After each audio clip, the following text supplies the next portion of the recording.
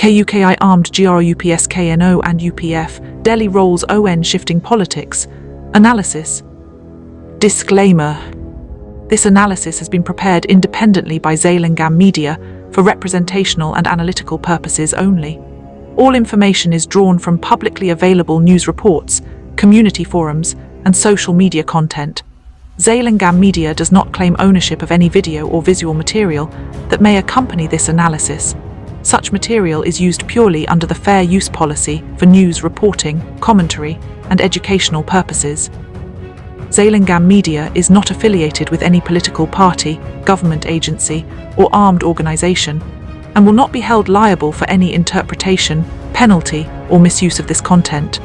Viewers and readers are encouraged to subscribe to Zailingam Media for more independent analyses and balanced perspectives. Analysis of the UPF KNO camp relocations.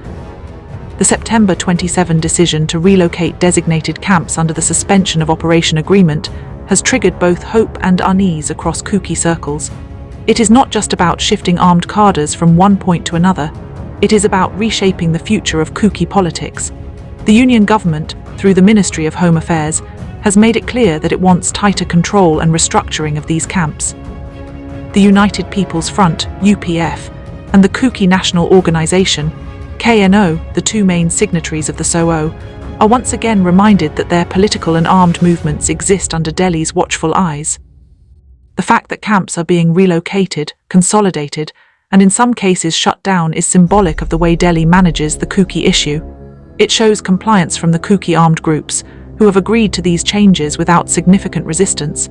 But behind that compliance lies a deeper truth. Kuki politics, at least in its armed and organized form, has become increasingly obedient to what Delhi dictates. Every order from the center is executed, while the larger aspirations of the community remain largely unfulfilled. The logic behind relocation.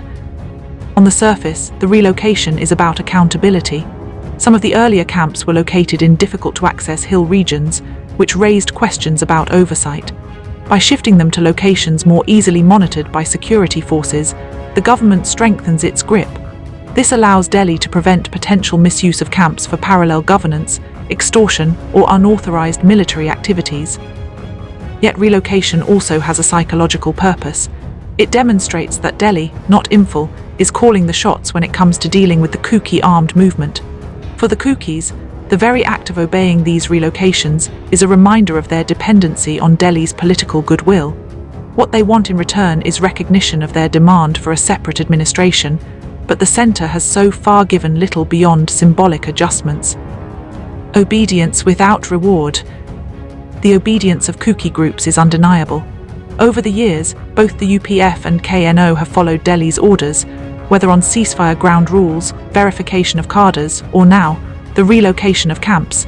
This obedience was supposed to bring political dividends. The expectation was that Delhi would eventually reward discipline with concrete steps toward political recognition. But the reality has been disappointing.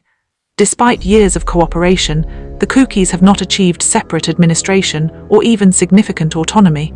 Their lands have been encroached upon, often grabbed by stronger neighbors or left vulnerable due to weak state protection.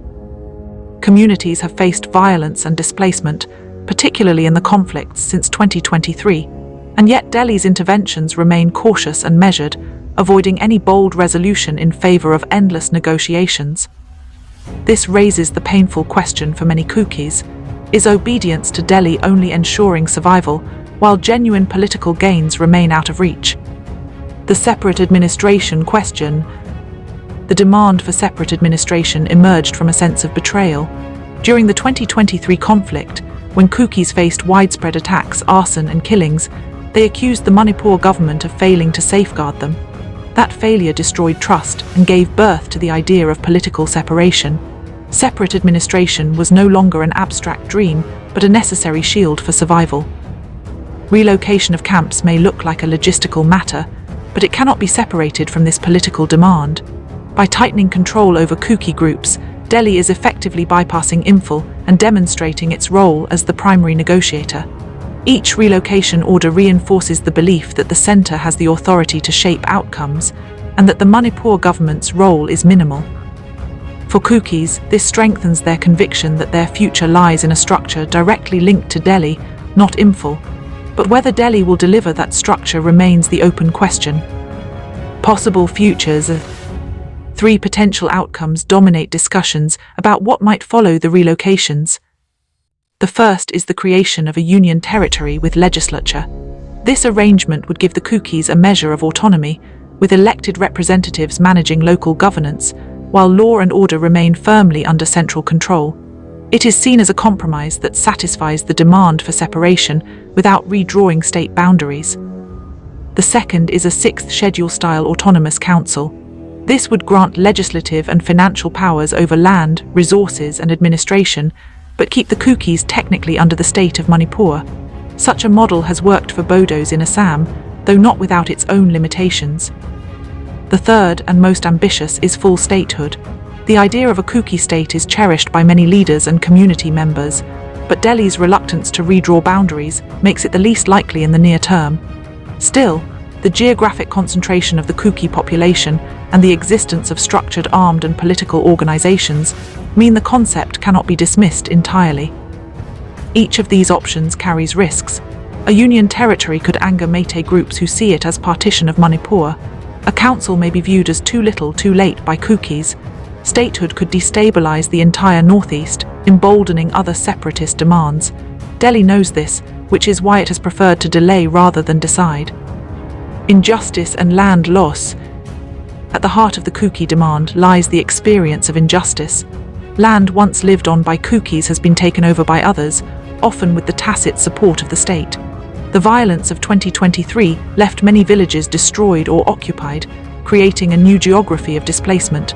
Without political protection, many Kukis fear they will become minorities in their own homeland.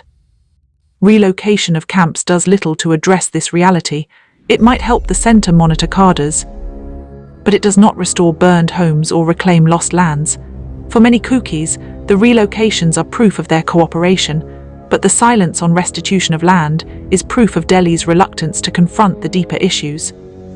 This sense of loss fuels the argument that only a separate administration, with control over land and resources, can guarantee the community's survival.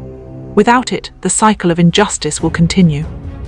Delhi's calculated control. Delhi's strategy is clear. Keep the Kuki armed groups under control, prevent them from acting independently, and use relocations as a demonstration of power. This keeps the situation stable in the short term, but unresolved in the long term. By demanding obedience from Kuki groups, Delhi ensures that they remain tied to the negotiation table.